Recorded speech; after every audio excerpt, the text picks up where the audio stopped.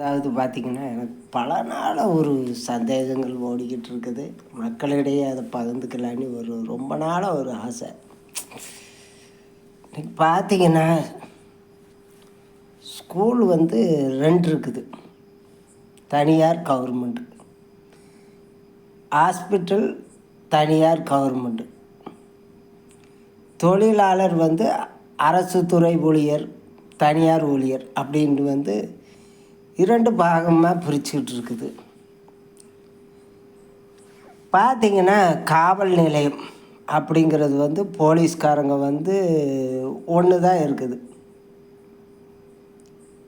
Security இருக்கிறாங்க, அவங்க வேலைக்கு வச்சுக்கிறாங்க. கோர்ட்டு இருக்குது. கோர்ட்டில் தனியார் துறை, அரசு கவர்மெண்ட்டு வக்கீல் அப்படின்ட்டு இருக்கிறாங்க.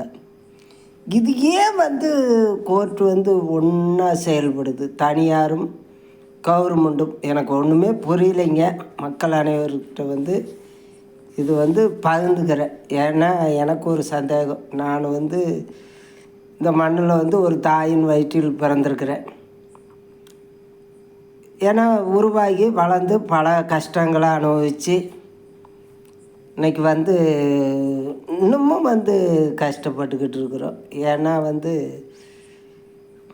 இன்றைக்கி கவர்மெண்ட் ஸ்கூல் அப்படிங்கிறது என்னுடைய குழந்தைங்க 3மே கவர்மெண்ட்டில் தான் படித்தாங்க. முறையாக செயல்படுது.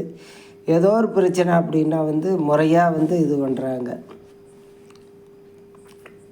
ஆனால் நம்ம மாங்குன்னு பாடுபடுறோம். சிறு சந்தோஷமாக இருந்து மாங்குன்னு பாடுபடுறோம். இன்றைக்கி பெரிய பிரச்சனை வந்துருச்சு.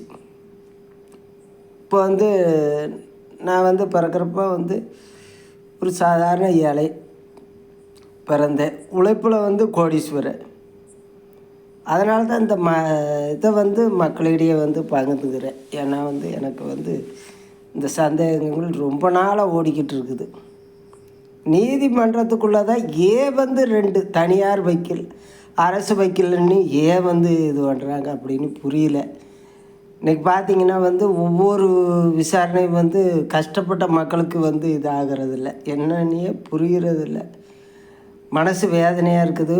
இப்போ எனக்கு 70 நாள் வாய்தா போட்டிருக்காங்க. நான் கேஸ் பதிவு பண்ணுறதுக்கு முன்னாடி 4 வக்கீலை வச்சுருந்தேன். இப்போ 5 வக்கீல். மக்களிடம் அதிக நேரம் இந்த இது செல்லில் சோசியல் மீடியாவில் பகிர்ந்துக்க முடியாது. கட் பண்ணி தான் இப்போ இந்த வீடியோக்களை பகிர முடியும். அதனால் அடுத்த வீடியோவில் உங்களுக்கு ஷேர் பண்ணுறேன்.